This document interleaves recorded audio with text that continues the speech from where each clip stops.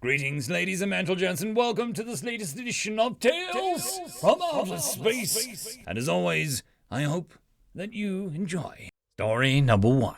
Human Rage, written by Crumpers69. Most species grew up in garden worlds or just fantasy worlds. But there are some species that grew up and evolved on death worlds. I won't bore you with what a death world is. The name explains it all. In all the known galaxy, only one race evolved and thrived on a death world. They are known as a bipedal race that calls themselves Humanity. They don't look like what you'd expect from a death world. They don't look strong or ferocious, but it is their mannerisms or the way that they live and fight that makes them death worlders.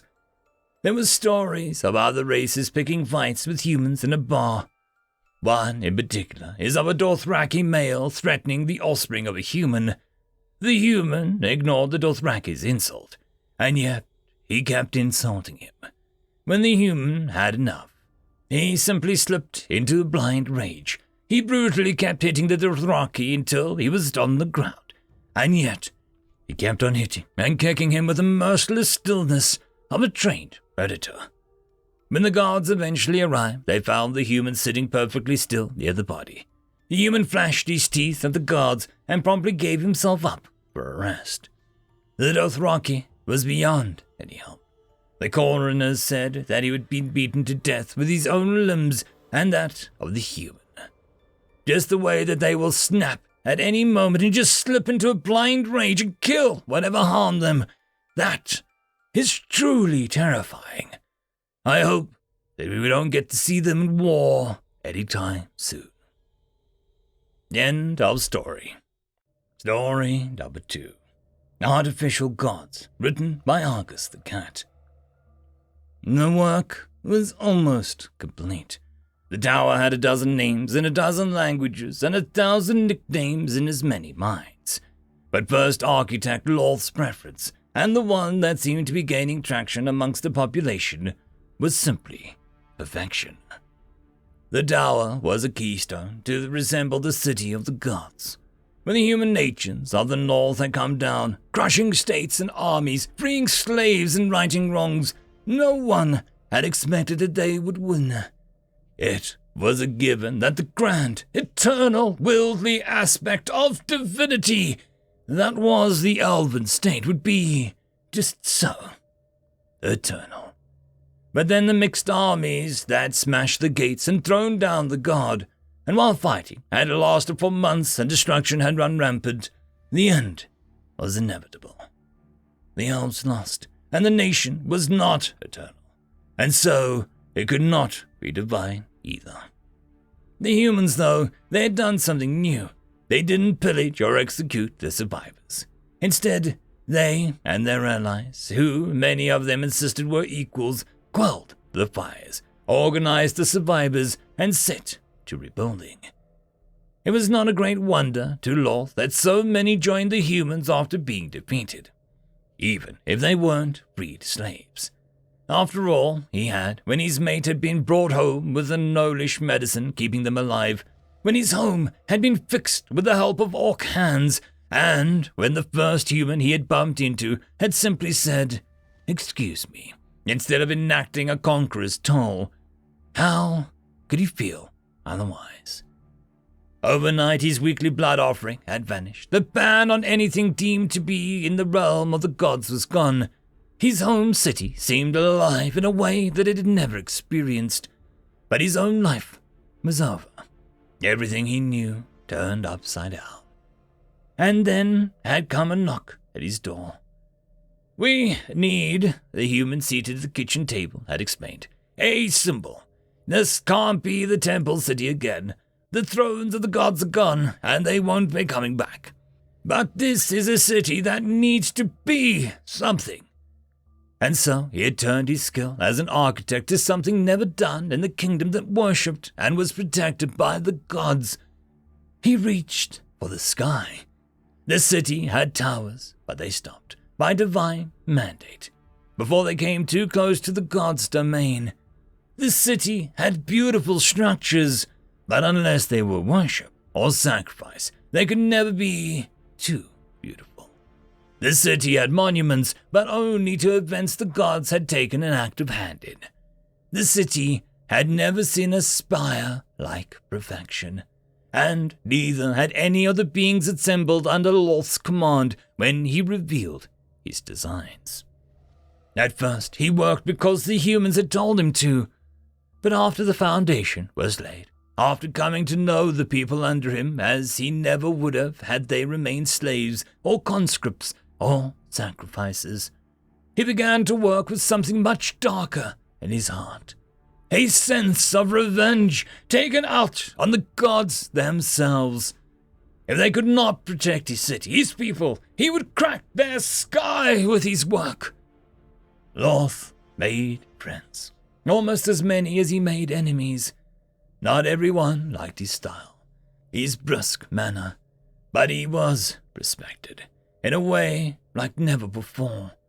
He saw his mate less and less until they got a job patrolling the growing structure as a god, and the two of them found ways to fall in love all over again. He found meaning in his work. He rediscovered the meaning in life beyond being a tool to a god that wouldn't lift a divine finger to save him. His story was repeated 1,000 times over the next dozen years. Prisoners were sent to work on the tower alongside ex-slaves who didn't know how to be anything beside a labor force. Barriers were ground down as walls grew higher and higher, and relationships were painted just as brightly as the designs carved into the stone.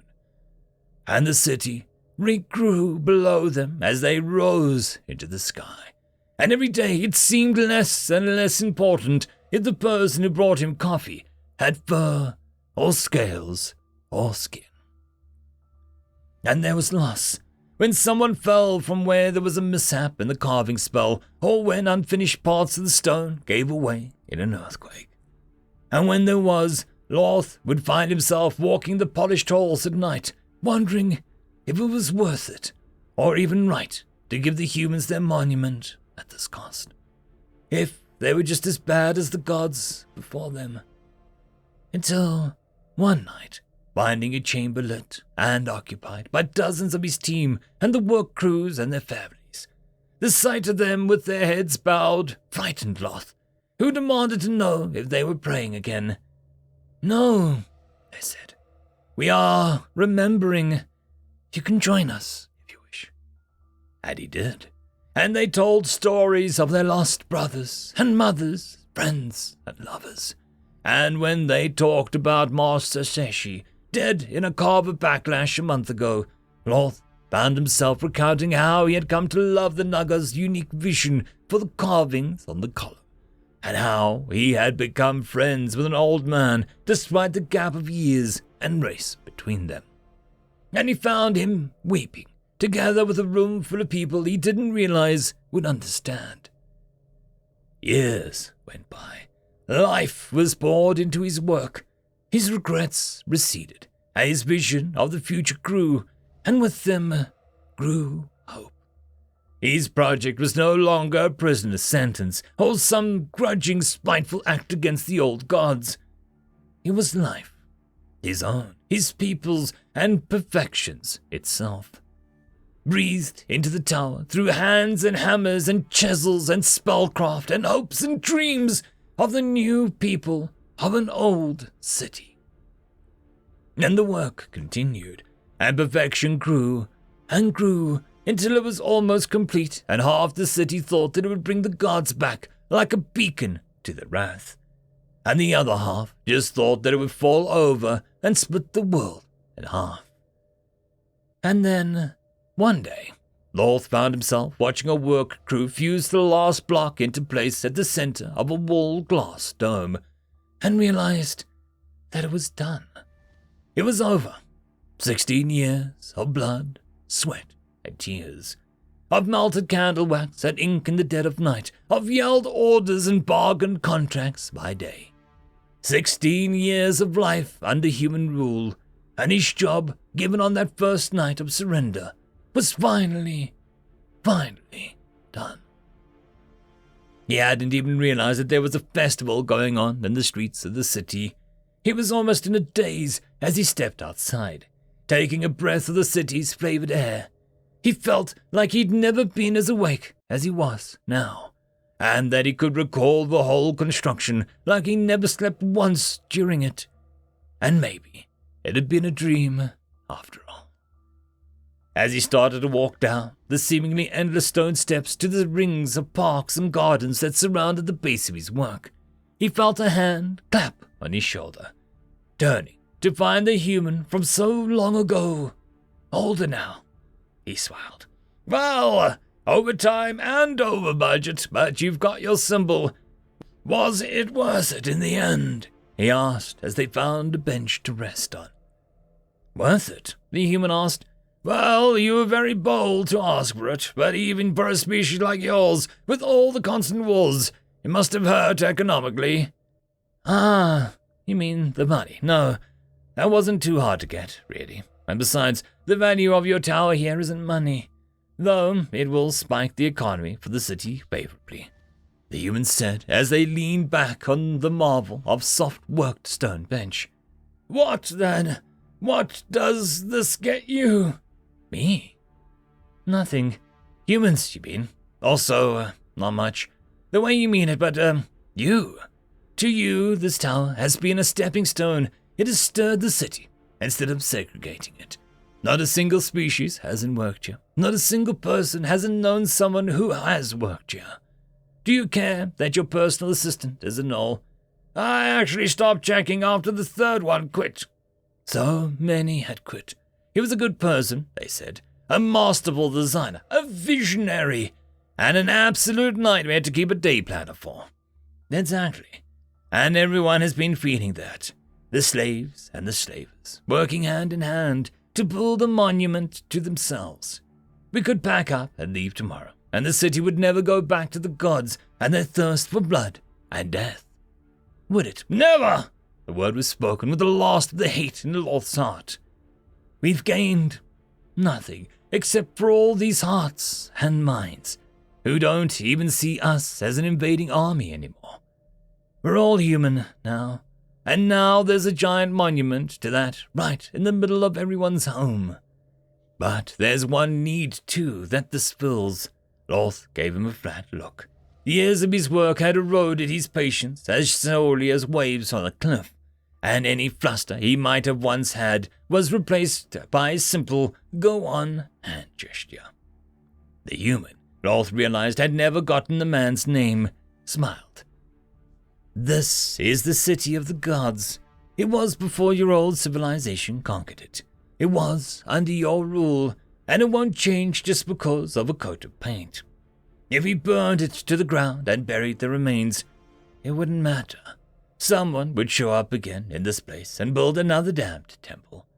The city demands its gods one way or another." He stared up at perfection, at the tower that Loth had envisioned, in the split clouds, white stone and opal inlays aglow, polished metal statues gleaming in the sunset light. Fountains and waterfalls fed hanging gardens and suspended pools, some of them falling 10, maybe 20 meters to reach their destinations. Loth looked with him, but he'd seen enough of his tower to know what it was by now. He was more interested in the number of people walking through the gardens, also staring up at the newly finished monolith towering over their city. He stood there next to a man who had changed his life, gazing up at his greatest work. And as he did so, he began to realize that this couldn't be his last work. Their hanging gardens weren't perfectly aligned. The white stone didn't quite work. The curved crane shape on the top half of the tower just felt a bit off. He could do better. As he pondered his next project, perhaps something more down-to-earth and simple to relax for a bit, he said, "Maybe the city doesn't need gods anymore." The human was already walking away, leaving Loth to his ambitions. "Maybe it already has new ones." End of story. Just a quick shout out to the T5 peeps. Bob the Dragon, Cat Crab Lobster, Data Magnet, Dark Machine, Bezic, Try Again 95, Fudic Yol, Astrea the Dreamer, Caspar Arnholtz, Cam Maxwell, Athelia, Meridian 117, and Jordan Bucksmorm. Thank you very much. And that, my friends, concludes this video. I hope that you enjoyed. There are links down below, both to support this channel and for the author of this fiction. Anyways, I hope you all have a fantastic one, and I'll see you next time. Cheers.